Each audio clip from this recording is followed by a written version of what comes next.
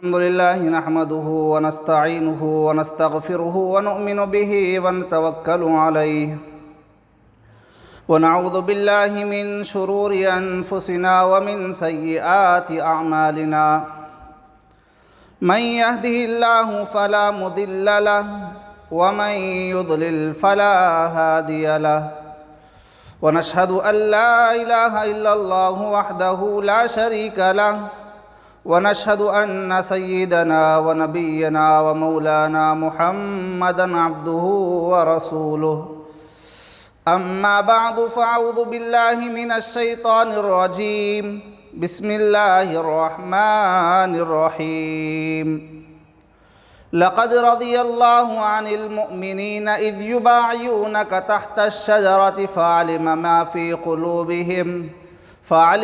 في قلوبهم فأنزل السكينة عليهم وأثابهم فتحا قريبا وقال تعالى لقد كان لكم في رسول الله أسوة حسنة لمن كان يرجو الله واليوم الآخر وذكر الله كثيرا۔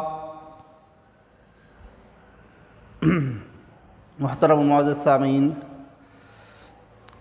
گزشتہ جمعہ آپ حضرات کے سامنے صلح حدیبیہ کے تعلق سے کچھ باتیں آئی تھی اور بھی بہت سی باتیں صلح حدیبیہ کے تعلق سے آپ کے سامنے رکھنی ہیں۔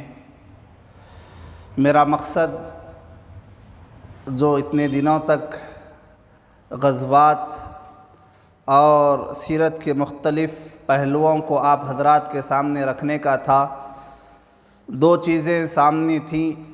ایک تو رسول اللہ صلی اللہ علیہ وسلم کی زندگی جو ہمارے واسطے نمونہ ہے وہ بھی ہمارے سامنے آ جائے، اور دوسرا ہمیں اسلامی تاریخ معلوم ہو کہ کون سے غزوات کب ہوئے ہیں اور ان کی وجوہات کیا ہوئی ہیں۔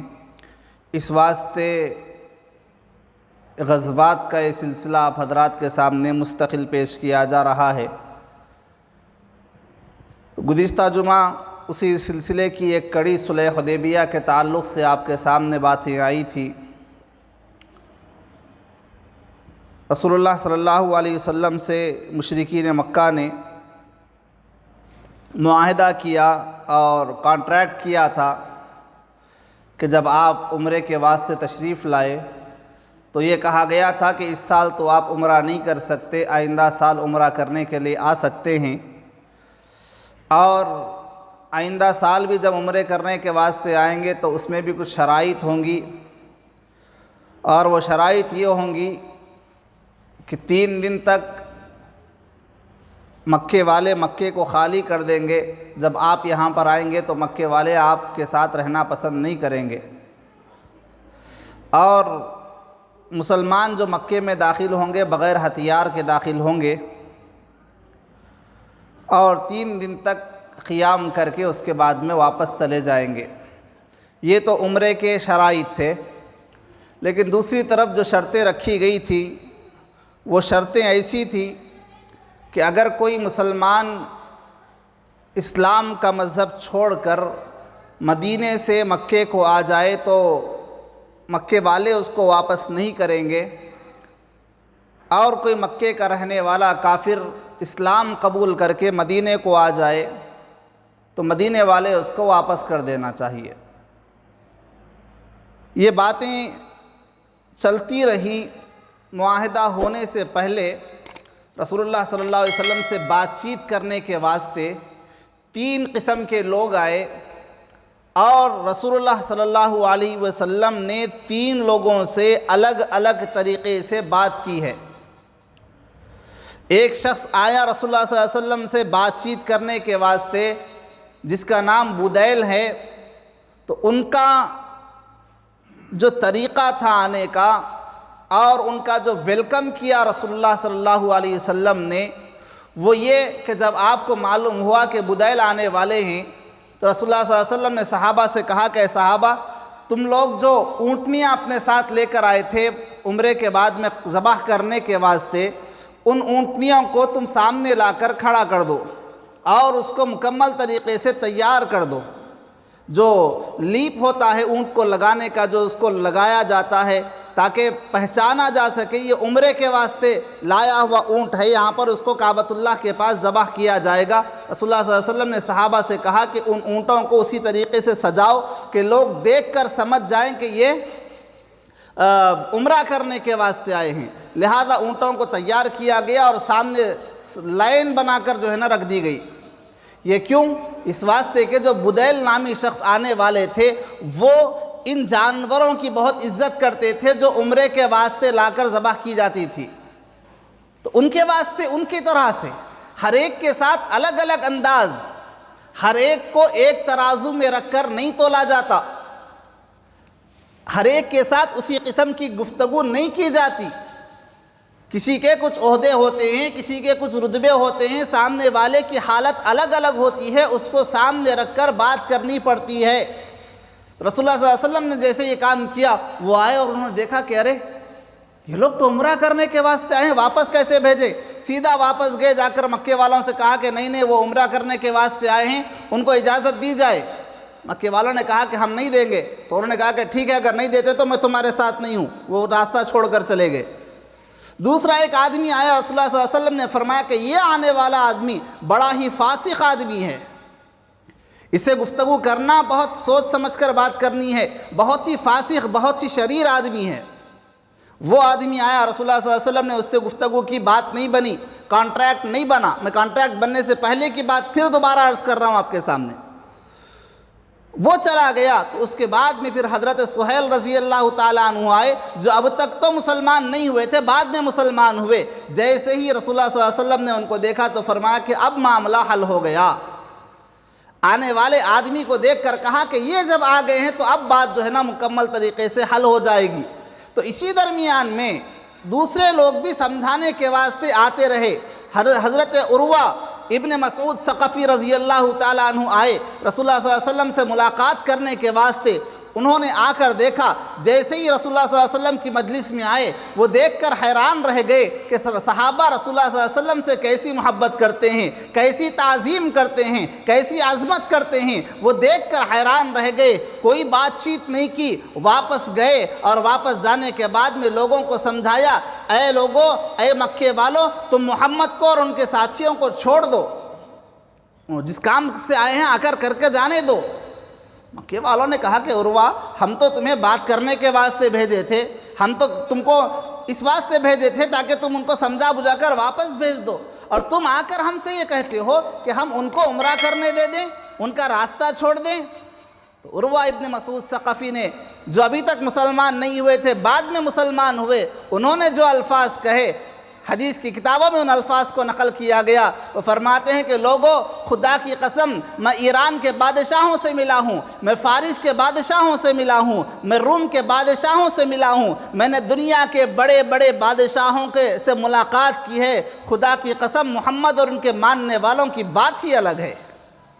دنیا کے بڑے سے بڑا بادشاہ وہ مقام حاصل نہیں کرتا جو محمد کا ان کے ساتھیوں کے دل میں ہے، ان کے صحابہ کے دل میں ہے۔ خدا کی قسم، میں نے دیکھا ان کے صحابہ کو، ان کے ساتھ رہنے والوں کو، میں نے بادشاہوں کو بھی دیکھا، ان کے درباری بیٹھتے ہیں سامنے تو بادشاہ کی کوئی عزت ان کے دلوں میں نہیں ہوتی، بس ایک رعب کی وجہ سے، ڈر کی وجہ سے بیٹھ جاتے ہیں۔ لیکن میں نے محمد کے غلاموں کو دیکھا، خدا کی قسم، کوئی ان کے چہرے کی طرف نظر اٹھا کر بھی نہیں دیکھتا، اتنی تعظیم کرتے ہیں، اتنی عظمت کرتے ہیں، نظر اٹھا کر ان کے چہرے کو نہیں دیکھتا۔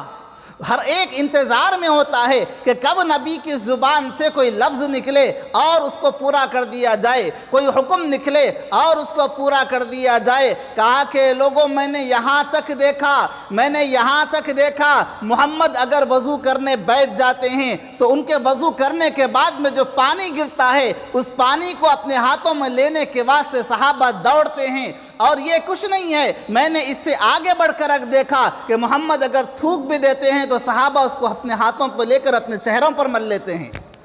خدا کی قسم، اتنا عظیم الشان بادشاہ میں نے آج تک نہیں دیکھا۔ یہ لوگ ضرور کامیاب ہو جائیں گے، تم ان کے نام میں نہ جایا کرو۔ ادھر گفتگو ہو رہی ہے، ادھر صحابہ اکرام جہاں پر کھڑے ہوئے ہیں۔ حضرت جابر رضی اللہ تعالیٰ عنہ فرماتے ہیں کہ ہم جہاں پر رکے ہوئے تھے وہاں پر پانی پینے کے واسطے کوئی چیز نہیں تھی، پانی نہیں تھا۔ پانی کا جو ایک بڑا کنواں تھا وہاں پر خالد ابن ولید نے قبضہ کر رکھا تھا، جو ابھی تک مسلمان نہیں ہوئے تھے۔ دوسری جگہ جہاں پر ہے تو کنواں لیکن پانی نہیں ہے۔ رسول اللہ صلی اللہ علیہ وسلم سے صحابہ نے آ کر عرض کیا، اے اللہ کے نبی، صحابہ پریشان ہیں، 1500 صحابہ پریشان ہیں، 14,000 صحابہ یا 15,000 صحابہ، اے اللہ کے نبی پریشان ہیں، پانی نہیں ہے۔ کہا کہ کنواں تو موجود ہے۔ کہا کہ اے اللہ کے نبی کنویں میں پانی نہیں آ رہا۔ رسول اللہ صلی اللہ علیہ وسلم نے فرمایا کہ چلو کنویں کے پاس جاتے ہیں۔ رسول اللہ صلی اللہ علیہ وسلم اس کنویں کے پاس گئے، کنویں کو دیکھا، اس کے اندر تھوک ماری۔ فرماتے ہیں صحابہ جیسے ہی رسول اللہ صلی اللہ علیہ وسلم نے اس کنویں کے اندر تھوکا، جس کنویں کا پانی مکمل تہہ کو لگا ہوا تھا وہی پانی اٹھا اور اٹھتے اٹھتے اٹھتے پورا اوپر آ گیا۔ صحابہ فرماتے ہیں ہمیں پانی لینے کے واسطے جھکنا نہیں پڑتا تھا، ہم اپنا منہ لگا کر اس کنویں سے پانی پی لیتے تھے۔ اتنا عظیم الشان نبی، ایک مرتبہ تھوکا تو مکمل پانی اوپر آ گیا۔ صحابہ اکرام فرماتے ہیں کہ ہم نے پانی پیا۔ یہ معجزات ہیں جو صلح حدیبیہ کے وقت میں پیش آئے۔ الغرض اس کے بعد میں رسول اللہ صلی اللہ علیہ وسلم کے ساتھ معاہدہ ہوا، پھر کانٹریکٹ ہوا، جو نام مٹانے کی بات آئی تھی، گزشتہ جمعہ بھی آپ کے سامنے عرض کی گئی اس بات کو۔ جیسے ہی کانٹریکٹ پورا ہوا، ادھر سین ہوئی، ابھی بیٹھے ہوئے ہیں حضرت سہیل سامنے بیٹھے ہوئے جو ابھی مسلمان نہیں ہوئے تھے، مشرکوں کی طرف سے آئے ہوئے تھے، وہ بیٹھے ہوئے ہیں، رسول اللہ صلی اللہ علیہ وسلم بیٹھے ہوئے ہیں، کانٹریکٹ ہوا، رسول اللہ صلی اللہ علیہ وسلم کی مہر لگی، اسٹیمپ لگی، ابھی معاملہ طے ہی ہوا ہے۔ مکے کے ایک صحابی حضرت ابی جندل رضی اللہ تعالیٰ عنہ دوڑتے ہوئے آئے، آ کر کہا اللہ کے نبی مکے والے مجھے بہت مارتے ہیں، میں مسلمان ہو گیا ہوں، میرا جینا دو بھر کر دیا ہے، مجھے صبح سے شام تک مارا جاتا ہے اور ہر قسم کا ظلم کیا جاتا ہے، اللہ کے نبی اب میں نہیں رہ سکتا، مکے میں رہنا میرے واسطے دشوار ہو گیا ہے، آپ مجھے اپنے ساتھ میں لے کر چلیں۔ صحابہ اب تک تو جو دیکھ رہے تھے رسول اللہ صلی اللہ علیہ وسلم ظاہری طور پر دب کر صلح کر رہے ہیں، اب ایک مسلمان آیا ہے، رسول اللہ صلی اللہ علیہ وسلم اس کو تو اپنے ساتھ لیں گے۔ رسول اللہ صلی اللہ علیہ وسلم نے حضرت سہیل سے کہا، سہیل ابھی تو کانٹریکٹ پر سائن ہوا ہے لیکن ابھی معاملہ آگے نہیں بڑھا، اس ایک کو تو چھوڑ دو۔ کہا کہ محمد ہم ایک کو بھی چھوڑنے والے نہیں ہیں۔ حضرت عمر بے تاب ہو گئے کہ جس مسلمان کو مکے میں مارا جا رہا ہے، اللہ کے نبی کیا آپ اس مسلمان کو چھوڑ دیں گے تڑپنے کے واسطے، مار کھانے کے واسطے؟ آپ حکم دیں ہم مکے پر چڑھائی کر دیں گے۔ رسول اللہ صلی اللہ علیہ وسلم نے فرمایا کہ نہیں، میں وعدہ توڑنے والوں میں سے نہیں ہوں، معاہدہ ہو گیا، کانٹریکٹ ہو گیا۔ حضرت ابو جندل کو بلایا اور بلا کر کہا کہ دیکھو صبر کرو، تم یہاں پر صبر کرو گے، اللہ آخرت میں تم کو جنت عطا کرے گا، تم کو بڑا مقام عطا کرے گا۔ صحابہ نے عرض کیا اللہ کے نبی آپ بات کریں۔ کہا کہ نہیں، میں نے وعدہ کر لیا ہے۔ ہمارا نبی وعدہ نبھانے والا تھا، جھوٹ بولنے والا نہیں تھا، دھوکہ دینے والا نہیں تھا۔ علامہ زرقانی رحمۃ اللہ علیہ نے ایک کیا ہی بہترین واقعہ لکھا ہے اپنی کتاب میں، سن کر عش کرنے کو دل کرتا ہے۔ فرماتے ہیں ہمارا نبی کتنا عظیم الشان نبی، کتنا وعدے کو نبھانے والا، کتنا بات کو ماننے والا، کتنا سچا، کتنا کھرا۔ فرماتے ہیں ایک مرتبہ رسول اللہ صلی اللہ علیہ وسلم مدینے سے باہر نکلے سیر کرنے کے واسطے، ہاتھ میں پیسہ نہیں تھا، سیر کرنے کے واسطے واکنگ پر آدمی جاتا ہے تو پیسہ وغیرہ تو لے کر نہیں جاتا۔ اب یہ نکلے رسول اللہ صلی اللہ علیہ وسلم مدینے سے باہر، جاتے جاتے ایک جگہ دیکھا کہ ایک قافلہ رکا ہوا ہے۔ اس قافلے والوں کے پاس جب رسول اللہ صلی اللہ علیہ وسلم پہنچے تو دیکھا کہ وہ تاجر لوگ ہیں، اپنے اونٹ فروخت کرنے کے واسطے آئے تھے۔ رسول اللہ صلی اللہ علیہ وسلم کو ایک اونٹ پسند آ گیا۔ اب جیسے ہی رسول اللہ صلی اللہ علیہ وسلم ان کے قریب میں پہنچے، ان کے پاس گئے اور جا کر ان کو سلام کیا، ان کی نظریں رسول اللہ صلی اللہ علیہ وسلم کے چہرے انور پر پڑی۔ جیسے ہی نبی کے چہرے پر نظر پڑی، ان لوگوں نے پلکیں جھپکنا بھول گئے، بس ایسے ہی دیکھ رہے ہیں۔ رسول اللہ صلی اللہ علیہ وسلم نے پوچھا اونٹ بیچو گے؟ کہا کہ بیچیں گے۔ کہا کہ کتنے کا؟ کہا کہ اتنے کا۔ کہا کہ میرے پاس اب پیسے نہیں ہیں، میں تفریح کے واسطے آیا تھا، واکنگ پر آیا تھا، میں گھر کو جاؤں گا اور جا کر پیسے لے کر آؤں گا۔ کہا کہ ٹھیک ہے۔ رسول اللہ صلی اللہ علیہ وسلم اونٹ لے کر واپس آ رہے ہیں۔ ادھار کا معاملہ ہو رہا ہے، نقد کا مسئلہ نہیں ہے، ادھار کا جب معاملہ ہو تو پوچھا جاتا ہے کس شہر کے ہو، کس گلی کے ہو، تمہارا نام کیا ہے، تمہارے شہر میں تم کو کون پہچانتے ہیں، سوال ہونا تھا۔ لوگوں نے ایک سوال بھی نہیں کیا، کہا کہ میں ابھی لے کر پیسے لا کر دوں گا، کہا کہ چھوڑ دیا۔ اب رسول اللہ صلی اللہ علیہ وسلم اونٹ لے کر جا رہے ہیں، یہ لوگ اسی مدہوشی کے عالم میں، جب تک رسول اللہ صلی اللہ علیہ وسلم اس گلی سے اور اس جگہ سے غائب نہیں ہو گئے، دیکھتے ہی رہے۔ جیسے ہی وہاں سے چلے گئے، ایک دوسرے کو کہنے لگے، 3 آدمی تھے، ایک دوسرے سے کہا کہ لوگوں ہمیں کیا ہو گیا، ہم نے اونٹ دے دیا، نہ ان کا پتہ پوچھا، نہ ان کا نام پوچھا، ایک دوسرے کو پوچھنے لگے۔ علامہ زرقانی رحمۃ اللہ علیہ نے جن الفاظ کا استعمال کیا ہے، قربان جاؤ ہمارے آقا کے حسن پر، علامہ زرقانی رحمۃ اللہ علیہ فرماتے ہیں یہ تینوں آپس میں ایک دوسرے کو کہنے لگے، ارے بھائی پوچھا کیوں نہیں، تو نے ایڈریس کیوں نہیں پوچھا، تو نے نام کیوں نہیں پوچھا، تو کسی کی پہچان اور سیکیورٹی تو نے کیوں نہیں پوچھی؟ تو پہلے والا کہنے لگا، اے لوگو خدا کی قسم، جب وہ وہاں پر آ کر کھڑے ہوئے، ہمارے سامنے آئے، میں ان کی کالی کالی آنکھوں میں کھو گیا تھا۔ اتنا عظیم اور اتنا حسین چہرہ تھا، میں ان کی کالی کالی آنکھوں میں کھو گیا تھا، مجھے کوئی اور چیز سوجھ ہی نہیں رہی تھی، میں ان کی آنکھوں کے حسن میں ڈوبا رہا، مجھے ان سے کچھ بات کرنے کا موقع نہیں ملا۔ دوسرے نے کہا کہ لوگوں جب وہ ہمارے پاس آئے، وہ بات کرنے لگے، جیسے ہی وہ ہونٹ ہلاتے تھے، میں نے دیکھا کہ ان کے ہونٹوں سے گلاب کی سی خوشبو آیا کرتی تھی، ان کے ہونٹوں سے گلاب جھڑا کرتے تھے، میں اس حسن میں کھو گیا اور مجھے پوچھنے کا موقع نہیں ملا۔ تیسرے نے کہا کہ اے لوگو، میں نے ان کے چہرے پہ جو نور دیکھا، اس نور میں مدہوش ہو گیا، مجھے پوچھنے کا موقع نہیں ہوا۔ اب یہ لوگ آپس میں ایک دوسرے سے کہہ رہے ہیں، معلوم تو نہیں ہے کہ رسول ہیں، مسلمانوں کے نبی ہیں، اتنا معلوم ہے کہ اتنا خوبصورت چہرہ، لیکن خوبصورت چہرہ اپنی جگہ، اونٹ تو چلا گیا نا۔ اب ایک دوسرے سے کہہ رہے ہیں کہ سب کچھ اپنی جگہ، لیکن اونٹ چلا گیا، کوئی اس کو پہچاننے والا بھی نہیں، نہ نام سے پہچانتا ہے، نہ کوئی ان کو پہچانتا ہے، کیا کیا جائے؟ ابھی یہ لوگ تینوں آپس میں بات کر رہے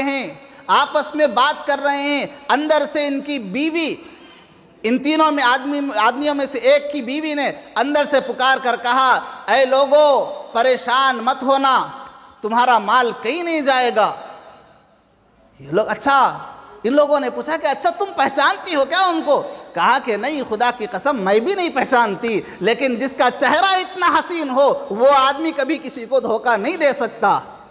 اگر وہ پیسہ لا کر نہ دے، میں ضامن ہوں، میں سیکیورٹی لیتا ہوں، اگر وہ پیسہ نہ لائے تو اس اونٹ کی قیمت میں تم کو ادا کروں گی۔ ابھی یہ گفتگو چل رہی تھی، صحابہ اکرام کو بھیجا رسول اللہ صلی اللہ علیہ وسلم نے قیمت دے کر، صحابہ اکرام اپنے ہاتھ میں کھجور لے کر اور اونٹ کی قیمت لے کر آئے، آ کر پوچھا کہ بھائی وہ لوگ کہاں ہیں جس نے ہمارے نبی کو اونٹ بیچا ہے؟ کہا کہ یہ لوگ ہیں۔ رسول اللہ صلی اللہ علیہ وسلم کا لائے ہوا تحفہ جو کھجوروں کی شکل میں تھا وہ پیش کیا اور قیمت دی اور کہا کہ اے لوگوں، یہ ہمارے نبی نے پیسے بھیجے ہیں، یہ ایمانداری، یہ وعدے کو پورا کرنا، یہ باتوں کو پورا کرنا، یہ اتنا اثر ڈالتا ہے۔ ایک تو وہ لوگ رسول اللہ صلی اللہ علیہ وسلم کے چہرے کو دیکھ کر فدا ہو گئے تھے، دوسرا آپ کے کردار کو دیکھا، آپ کے عمل کو دیکھا، آپ کی سیرت کو دیکھا تو وہ لوگ متاثر ہوئے۔ پوچھا کہ بھائی تم کون ہو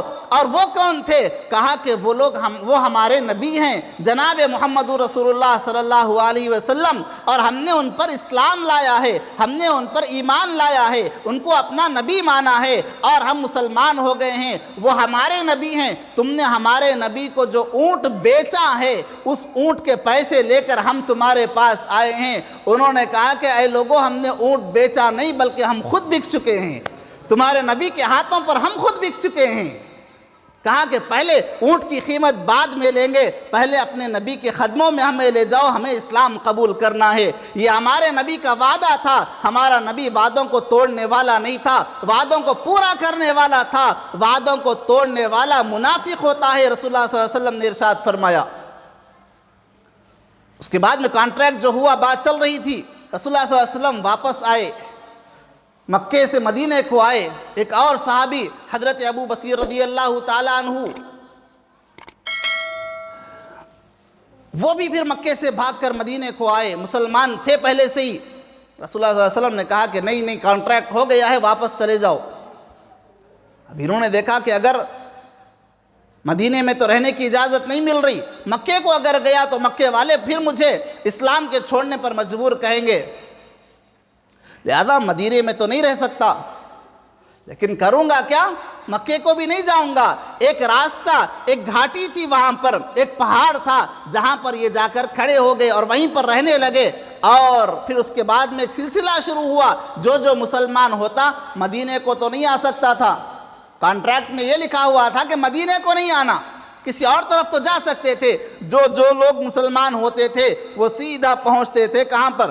اس پہاڑی پر پہنچتے تھے۔ ایک اچھی خاصی تعداد جمع ہو گئی، اب یہ لوگ یہ کرنا شروع کرے، مکے والوں کا جو قافلہ جاتا اس کو لوٹ لیتے تھے، جو قافلہ جاتا اس کو لوٹ لیا جاتا۔ بھائی جنگ کے معاملے میں لوٹ تو چلتی ہے، ایسا نہیں کہ مسلمان ہو کر کیسا لوٹے مول صاحب، یہ جنگ کا مسئلہ تھا، یہ مال غنیمت ہوا کرتا تھا۔ دو مذہبوں کے درمیان میں یا دو قوموں کے درمیان میں جب جنگ ہوتی ہے تو پھر ایک دوسرے کا مال ان کے واسطے حلال ہوتا ہے، لہذا یہ ان کے واسطے حملے کرتے اور ان کے قافلوں کو لوٹتے تھے، اور لوٹنا اس واسطے ہوتا تھا تاکہ یہ لوگ تنگ آ جائیں، پریشان ہو جائیں۔ اور وہ لوگ پریشان ہوئے بھی اور آ کر کہا کہ اے محمد، ہم نے جو شرطیں رکھی تھی اس میں سے ایک شرط معاف، اگر مکے والا کوئی بھاگ کر آئے تو اس کو پہاڑ پر نہ کو بھیجو، اپنے پاس مدینے میں بلا کے رکھ لو۔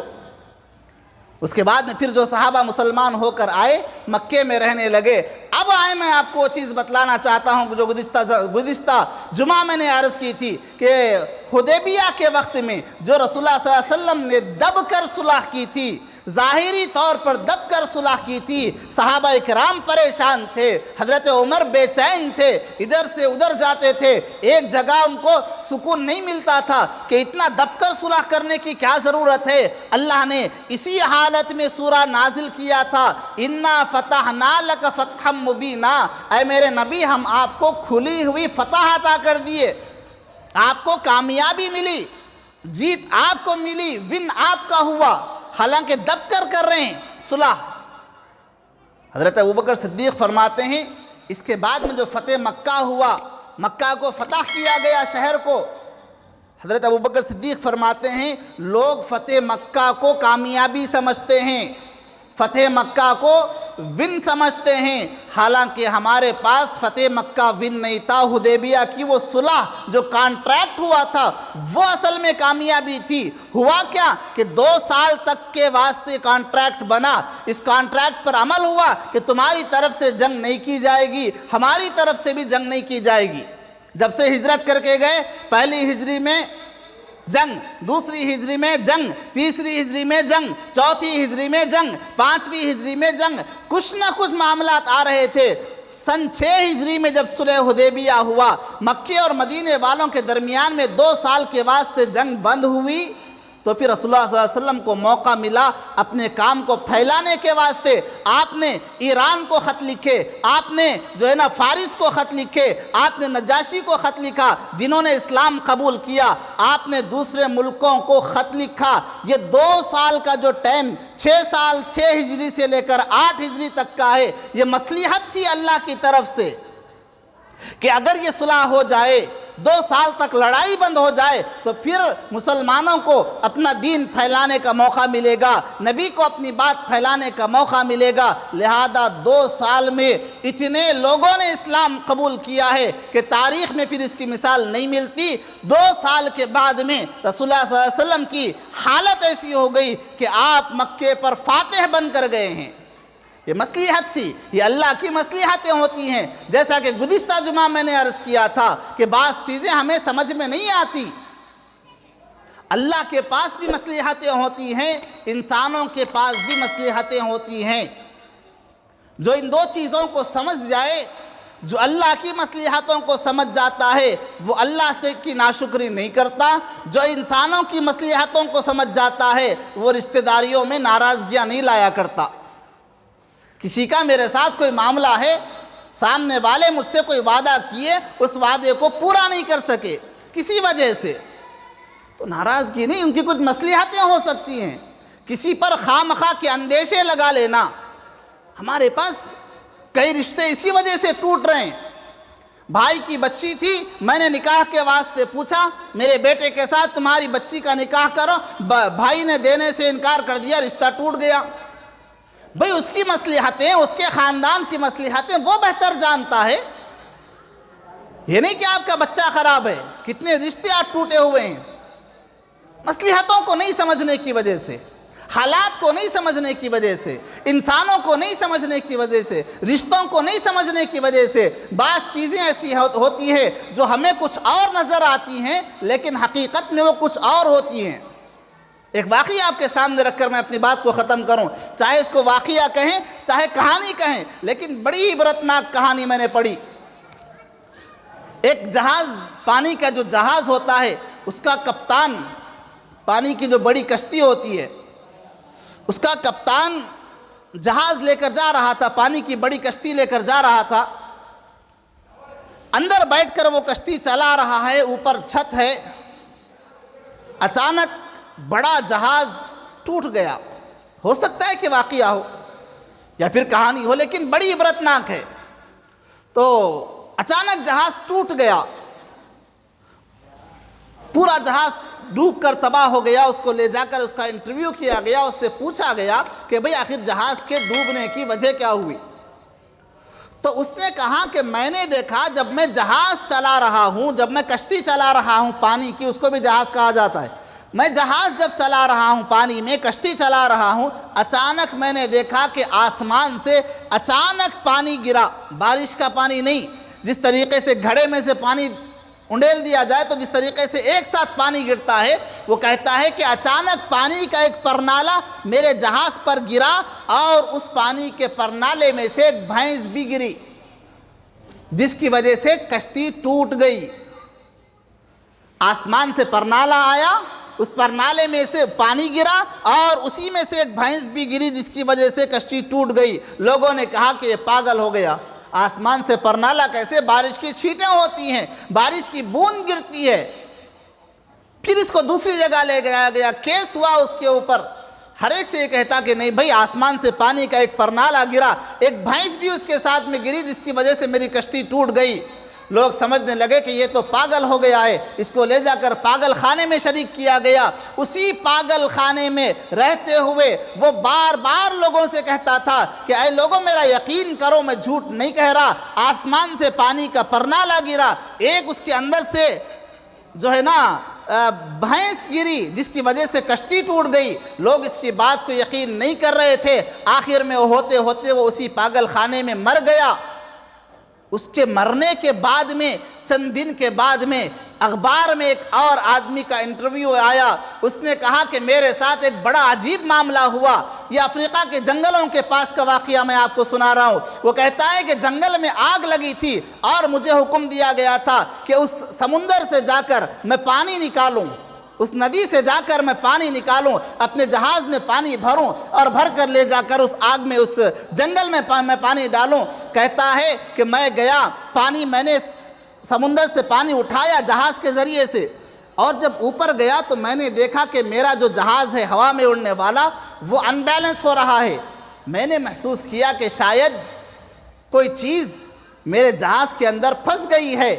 میں نے سوچا کہ اگر میں جہاز ایسے ہی رکھا پانی کو تو میرا جہاز ان بیلنس ہو جائے گا اور میرا جہاز جو ہے نا کریش ہو جائے گا۔ کہتا ہے کہ میں نے اچانک اس کے ڈوروں کو کھول دیا، یہ وہی پانی تھا جو اس کشتی پر نیچے گرا تھا، یہ وہی بھینس تھی جو اس جہاز کے اندر آ گئی تھی۔ لوگوں کو سمجھ میں نہیں آیا تھا، اس واسطے فیصلے جب کریں صرف ظاہری حالات کو دیکھ کر نہ کریں، اس کی حقیقت کو پہنچنے کی کوشش کریں۔ ایک طرف سے آپ فیصلہ کریں گے نقصان میں پڑ جائیں گے۔ جب مسئلے رشتہ داریوں کو نبھانے کے آ جائے تو بات کی گہرائیوں تک پہنچنے کی کوشش کریں۔ ذری ذری بات پر رشتہ داریوں کو توڑنے سے رشتہ داریاں ختم ہو جاتی ہیں، رشتہ داریوں کو جوڑنے کی کوشش کریں۔ ایسی مصلحتیں بہت سی پیش آتی ہیں، یہ تو انسانی مصلحتیں تھیں۔ ایک بات آپ کے سامنے آئی تو عرض کر دی میں نے، اللہ کی مصلحتوں کو بھی سمجھنے کی کوشش کریں۔ اللہ رب ہے، اللہ رب ہے۔ الحمدللہ رب العالمین، رب کی ایک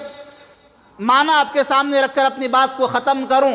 الحمدللہ رب العالمین، دن میں ہر نماز کی ہر صورت میں ہم یہ سورہ پڑھتے ہیں، الحمدللہ رب العالمین۔ رب کسے کہتے ہیں؟ آپ کہیں خدا کو کہتے ہیں۔ رب کسے کہتے ہیں؟ آپ کہیں اللہ کو کہتے ہیں۔ رب کا اصل معنی کیا ہے؟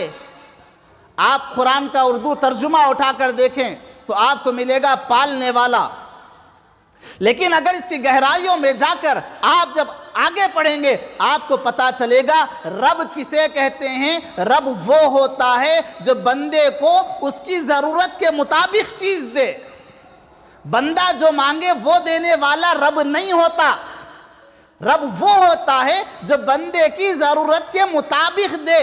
بچہ چھوٹا سا بچہ ہے، وہ کہتا ہے کہ مجھے چمکنے والی چیز بڑی پسند ہے، اور بچہ ماں سے رو رو کر مانگ رہا ہے کہ آنکھ کا فلاں ڈھیلا مجھے بڑا پسند ہے، وہ دے دے، ماں اٹھا کر دے سکتی ہے، اللہ نہیں دیتا۔ اللہ بندے کو وہی چیز دیتا ہے جو اس کے واسطے اچھی ہوتی ہے۔ رب اسے کہتے ہیں جو بندے کو اس کی ضرورت کے مطابق دے، خواہش کے مطابق نہیں، جو اس کی ضرورت ہے جس سے اس کو نقصان نہ پہنچتا ہو، ویسی چیزیں دے کر، ویسی چیزیں جو عطا کرتا ہے اس کو رب کہا جاتا ہے۔ اس واسطے اللہ کی مصلحتوں کو سمجھنے کی اور اس پر راضی رہنے کی کوشش کرنی چاہیے۔ اللہ رب العزت ہم سب کو رسول اللہ صلی اللہ علیہ وسلم کی تعلیمات پر عمل کرنے کی توفیق عطا فرمائے۔ آمین۔ وآخر دعوانا الحمدللہ رب العالمین۔